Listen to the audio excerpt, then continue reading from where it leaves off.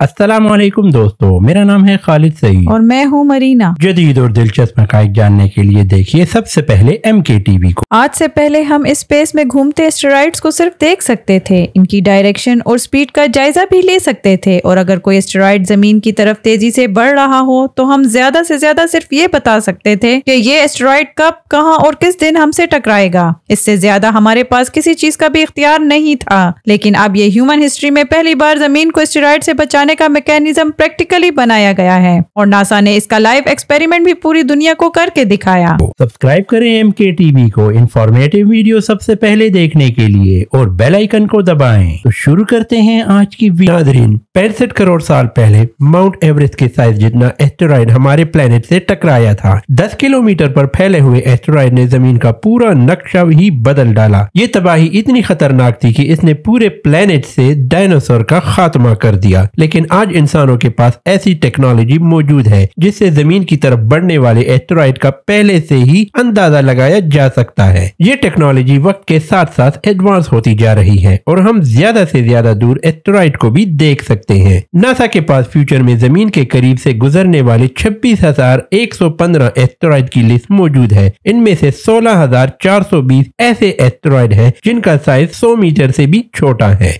8,807 ऐसे हैं जो 1 किलोमीटर तक फैले हुए हैं, और 888 ऐसे एस्टेरॉइड्स हैं जिनका साइज 1 किलोमीटर से भी ज्यादा बड़ा है। वैसे तो इनमें से कोई भी एस्टेरॉइड सीधा जमीन की तरफ नहीं आ रहा, लेकिन फ्यूचर में ऐसा भी हो सकता है कि वक्त के साथ इनमें से कोई एस्टेरॉइड अपना रास्ता बदल ले और सीधा जमीन से आकर टकरा जाए। सिर्फ 1 किलोमीटर तक फैला हुआ एस्टेरॉइड जमीन से टकरा जाए तो वो इतनी एनर्जी प्रोड्यूस करेगा जितनी एक न्यूक्लियर बॉम्ब से पैदा हो सकती है। इसके नतीजे में होने वाली तबाही का अंदाजा लगाना अब शायद आपके लिए इतना मुश्किल ना हो। हमारे प्लेनेट पर दूसरे जरियों से आने वाली तबाही से तो शायद निपटा जा सके, लेकिन एस्टेरॉइड से बचना नामुमकिन माना जाता है। लेकिन अब नासा ने एक ऐसा एक्सपेरिमेंट करके दिखाया है जिससे हम एस्टेरॉइड का मुकाबला भी कर सकते हैं। जी हाँ, ये एक तरह का प्लेनेटरी डिफेंस सिस्टम है जिसे काइनेटिक इम्पैक्टर टेक्निक कहा जाता है। इस टेक्निक की मदद से जमीन की तरफ आने वाले एस्टेरॉइड का रास्ता बदला जा सकता है। लेकिन सवाल ये है कि आखिर कैसे? असल में हर जमीन के बाहर आउटर स्पेस में ग्रेविटी और एटमॉस्फेरिक प्रेशर ना होने की वजह से ऑब्जेक्ट्स को किसी किस्म की भी रुकावट का सामना नहीं करना पड़ता। जो चीज जिस पोजीशन में है वो वैसे ही रहती है। अगर कोई ऑब्जेक्ट 10 किलोमीटर पर आवर की स्पीड से स्पेस में ट्रेवल कर रहा है तो वो हमेशा इसी रफ्तार से चलता रहेगा जब तक इसके रास्ते में कोई चीज न आ जाए। ये सब सिर्फ इसलिए मुमकिन है क्योंकि स्पेस में वैक्यूम में फ्रिक्शन पैदा नहीं हो सकती। एस्टेरॉइड जो लाखों साल पहले किसी कोलिजन की वजह से बने थे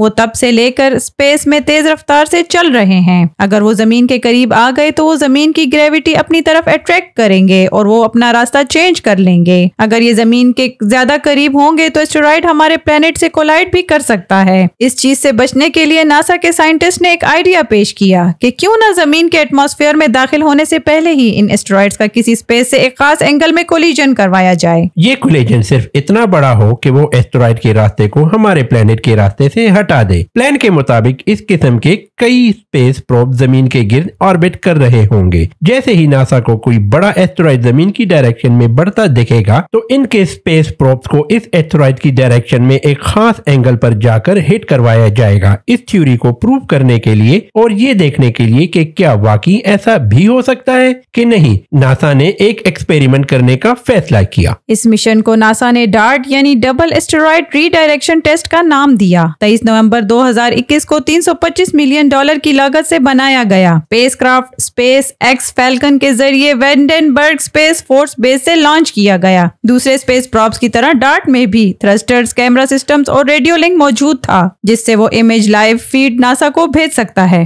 कुछ घंटों के बाद अब ये जमीन के ऑर्बिट में आ चुका था। नासा को अब सूटेबल एस्टेरॉइड की जरूरत थी जिससे वो डार्ट को कोलाइड करवा सके। हमारे प्लेनेट से 1 करोड़ किलोमीटर दूर 170 मीटर बड़ा ये है डाइमोर्फोस, जो अपने से 5 टाइम बड़े प्लेनेट को ऑर्बिट करता एक छोटा सा चांद है। छोटा तो ये सिर्फ हमारी जान के मुकाबले में है, और असल में इसका वजन तकरीबन 500 करोड़ किलोग्राम है। इसकी लंबाई, मास और जमीन से इसका डिस्टेंस देखकर इसको डार्ट कोलिजन के लिए बिल्कुल परफेक्ट समझा गया, जबकि दूसरी तरफ डार्ट का वजन सिर्फ 579 किलोग्राम है, यानी इसका मास डायमोरफोस के मुकाबले में सिर्फ 0.00001% है। लेकिन जब बात हो रही हो स्पेस फिजिक्स की तो वजन से ज्यादा स्पीड अहम किरदार अदा करती है। ये तो सिर्फ एक एक्सपेरिमेंट की हद तक था, जिसमें एक छोटे एस्टेरॉइड पर एक्सपेरिमेंट किया गया, लेकिन असल सवाल ये है कि क्या 10 किलोमीटर में फैले हुए एस्टेरॉइड पर भी यही फार्मूला अप्लाई होगा कि नहीं? क्या हम ये भूल चुके हैं कि दुनिया पर सबसे बड़ा रेडियोफोर्ट इम्पैक्ट क्रेटर 300 किलोमीटर तक फैला हुआ, जो एस्टेरॉइड 300 किलोमीटर बड़ा क्रेटर बना सकता है, क्या हम इससे मुकाबला कर पाएंगे या नहीं? इस बारे में आपकी क्या राय है? मुझे कमेंट सेक्शन में जरूर बताएं। आज के लिए इतना ही दोस्तों।